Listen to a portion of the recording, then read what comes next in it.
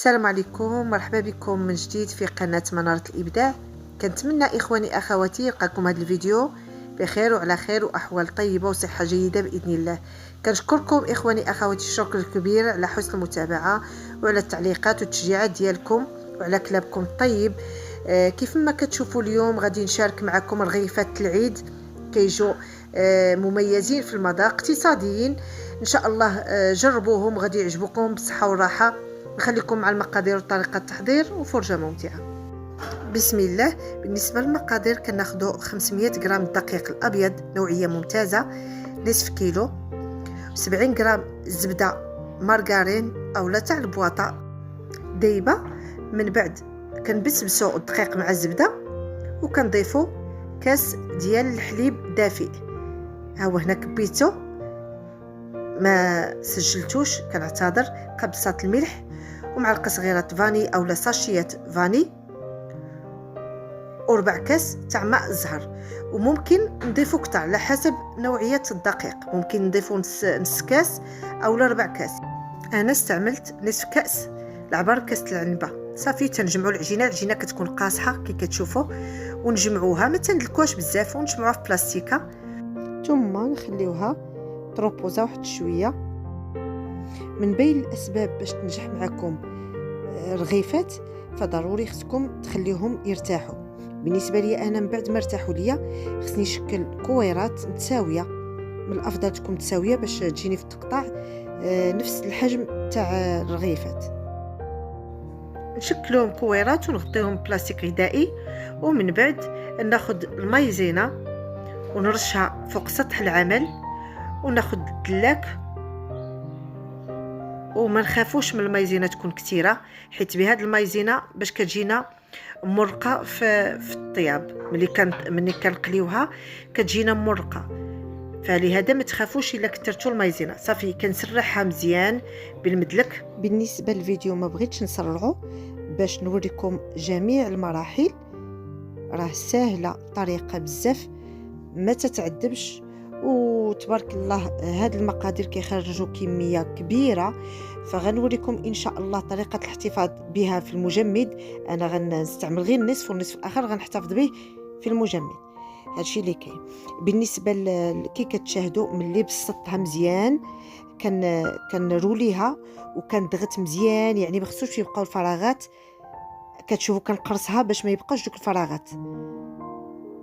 صافي كنبقى نروليها هكا بشويه بشويه بشويه حتى كنحس بها غتساعدني باش ندفعها وترولا بهذا الشكل. صافي هنا كتجيني سهله. صافي كنضغط باش نخرج داك الهواء كي كتشاهدوا في الفيديو.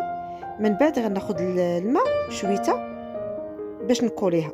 صافي ورا كتلصق معنا بكل سهوله. صافي هنا غنشكل مربعات.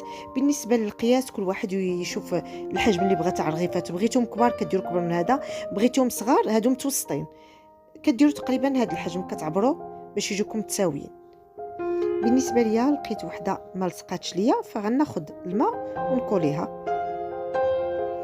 هنا من بعد ما انتهيت صافي غناخذ قطعه واحده. وانتبهوا مزيان الطريقه راه سهله اخواني اخواتي. كنضغط بالمدلك حتى كيخرجوا دوك الطرق اللي في الجناب. عاد فاش كندوروها وكنضغطوا شويه صافي هكا بهذه الطريقه. صافي هاهي وجدت. غندوز للثانيه. كي قلت لكم غنحاول نشارك معكم هاد المراحل باش تتبعوا عليها، وان شاء الله راه غتنجح معكم من اول تجربه باذن الله.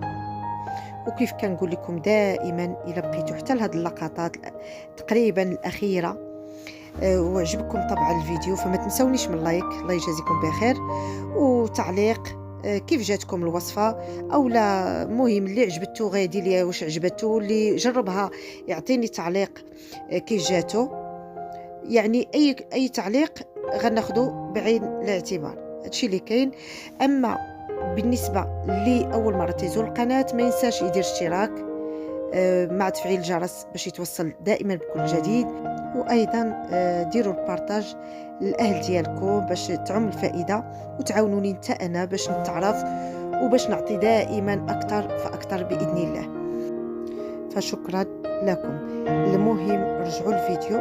ومن بعد ما انتهيت درت الزيت في المقلاة. انا هنا درت كاسرونه. من بعد ما سخن ليا الزيت غنرمي رغيفات، ومن بعد غناخذ معلقه ونبدا نرش عليهم هكا زيت سخونه باش يتنفخوا. ضروري من هذه المرحله حتى هي من بين الاسرار باش يبرز لينا هذاك الفيوتاج صافي. وكنبقاو نقلبوا حتى كنوحدوا اللون ويعطينا اللون المحمر اللي كيعجب اي واحد فينا. نخليكم مع تتمه الفيديو.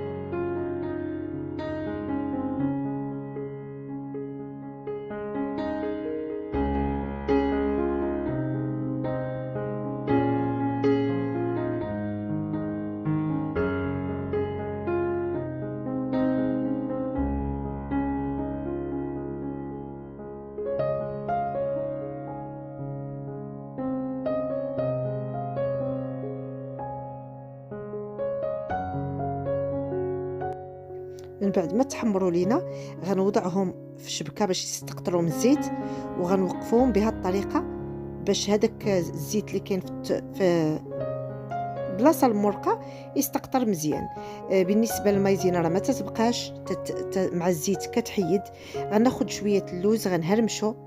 انا كنديرو بهذه الطريقه باش كيجيني مهرمش مقاد. وناخذ العسل اولا الكونفيتور صافي. كندهن بهذه الطريقه، ما كنغمسهمش في العسل باش ما كيجونيش فيهم العسل كتير. وكنزينهم باللوز مهرمش. وها نتوما اما رغيفات وجدوا معنا. بالنسبه لطريقه الاحتفاظ كناخذوا بواطه نفرشوا لها فيلم اليمونتير ونوضعوهم بهذه الطريقه مقادين.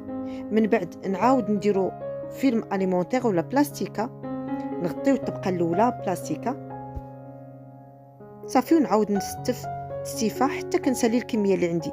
انا راه درت كي قلت لكم غير النصف والنصف الاخر احتفظت به في المجمد. الوقت اللي بغيت نجبدو غنجبدو ونقليه وغيخرج بحال اللي يلاه صوبتهم.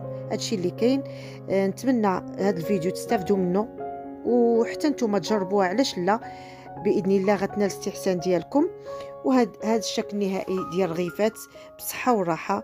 نتمنى يعجبكم الفيديو، وما تنساوش تشتركوا اللي اول مره كيزور القناه. اما اللي مشتركين كنشكركم جزيل الشكر على التشجيعات ديالكم وعلى الدعم ديالكم اللي دائما كتدعموني وكتخلوني مستمره. شكرا لكم بزاف بزاف.